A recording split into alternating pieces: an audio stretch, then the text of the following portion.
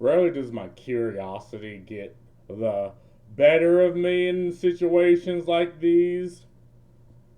It's odd that they took a game that was made, what was it, 1999? In the damn 1990s. They took an IP from the 1990s and they're like, okay, let's make it an extraction shooter. Let's make it a PvPvE, which in such a saturated market that is extraction shooters, right? Why would you do that? Like this could have been easily have been just another third-person shooter, like a Doom clone, because that's effectively what the original Marathon was. Minus the fact that Halo effectively ripped the majority of the things that Halo has. Everything, even the damn Reclaimer symbol in Halo, they ripped from Marathon. But, you know, like the bunches of aliens coming in. Okay, they did the rings completely natural. But, you know, an alien group that is a mixture of alien races coming together to do a thing. I never really understood the Marathon story. Like, look, a lot of older games, like this game came out on the damn Macintosh in the 1990s, not this game in particular, but the Marathon franchise came out on the Macintosh. And obviously, the whole three people that seen this and seen what they're doing to Marathon are now pissed off. You pissed off the whole fucking three people that actually fucking played it. But it's odd that, again, a lot of older Doom clones didn't really have a story. And I guess that makes them think, oh, well, then I guess we just don't need one. We can just make it whatever the fuck we want. And it's like, no.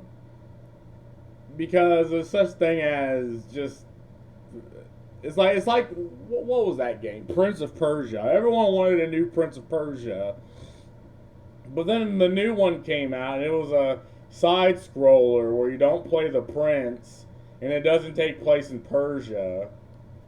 And people were like, "Well, this is bad," and a lot of people went and said, "Oh, well, I got people want it till they have it, then they don't want it."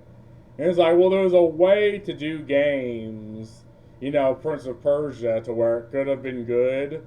Like, okay, I get it, the original Prince of Persia was a side scroller, but again, I'm looking at the 360 version of it, and it's like, well, it had such interesting mechanics, even back in 2007, that if they would have just ripped that, people would have been fine with it. But okay, one of the problems was you couldn't die in the game. The game was too fucking easy. But I think they could have did something similar with the Marathon, but I don't think they have that level of creativity in Bungie anymore.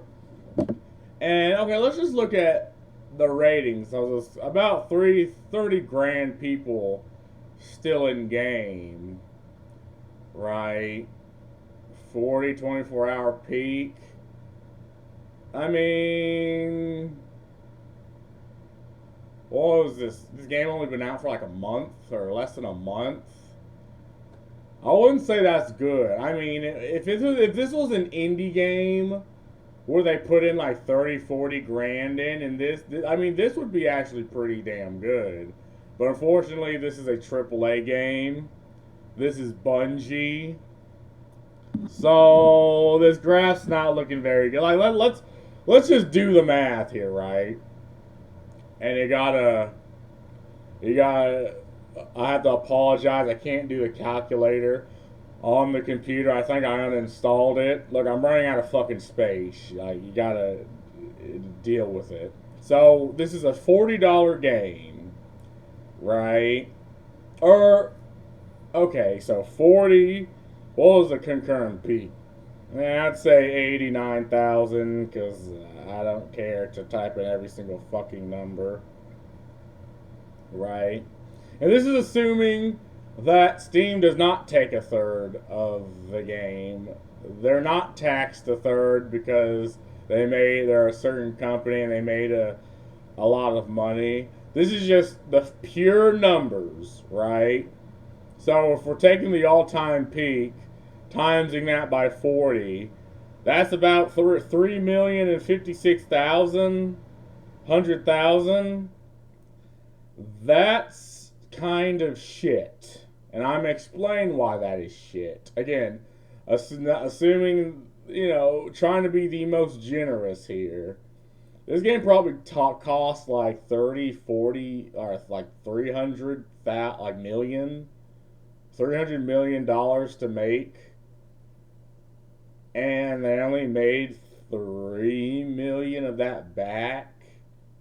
Like, I'm wondering where the fuck the rest of the money's going if a game costs this much and a game like Marathon costs this much. Like, you have to wonder what the fuck, and they don't make any of that back. Okay, so let's just assume that's a $60 game, right? Back in the day, you had $60 games. 80,000. Okay, that would be like 5 million if it was a $60 game. Again, if this was an indie game that only costed, okay, a lot of AA games are like 300,000, like 400,000 to make. And that would still be good. Like, you made 5 million bucks. Divide that by 3. Steam takes a third of it. 1,700,000. Divide that by, I don't know, assuming your government, like, because God forbid you make money, $586,000. I mean, you made money, all that being considered. But you made the money you put in back at the very least. So you can either continue on a new game, or now you just have 50. And again, this is just within a month, right? That the game came out. Like, but unfortunately, if you're dumping 300 million in this game, 200 million, or let's just say 100 million, you're not making that money back. Like, you're in the shitter, you're in the red. I mean, I guess they have microtransactions, but are they making? Because assuming only 10%, 20% of the people who play this game, who are still playing the game right now, are spending okay, assume like $50, right? They're spending $50 on your game. So, well, okay, fuck. Let me fuck with this calculator bullshit. It's on my fucking phone. 50 times, let's just say 30,000. They just spend it once. Okay, that's like 7-ish million that they've made, right? On a game that costs $200 million to make. If this was like the 2010s or like the early 2000s, like 5 million, that's a lot of money. Like, you'd put in, I'm assuming barely that much into the game, and you'd make, a lot. Like, assuming, okay, 500,000 you're putting into the game, and you're making 5 million. And then you may do all the deductions, and okay, you make that money and then some back. Like, and again, you're a small company, because Bungie was that small company, and they made decent games. Like, they made fucking Halo, for Christ's sakes. I mean, that was a world-renowned IP. I guess what I'm saying is in any other situation, this would look good. I mean, I guess this looks good to the average individual person, but then you actually crunch the numbers, and it's like, oh, yeah, not good at all. But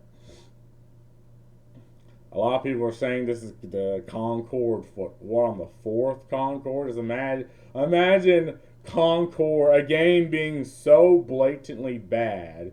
It's not really because Concord, like it was a functional game, but it was clearly not blatantly not like they actively made a game that they knew that genre of player that plays those type of games like they wouldn't like, but they made it anyway because I guess they got some sort of government grants, and then Sony dumped money into it, and you'd expect it to be a better game, but it was just mid.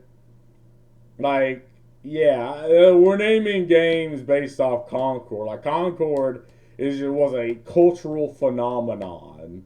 Like if there's a class on game development, like, and there's a one thing where it's like, okay, what game do you not make? Concord will be number one. I guess Dragon Age Velgar would be somewhere on there. Yeah.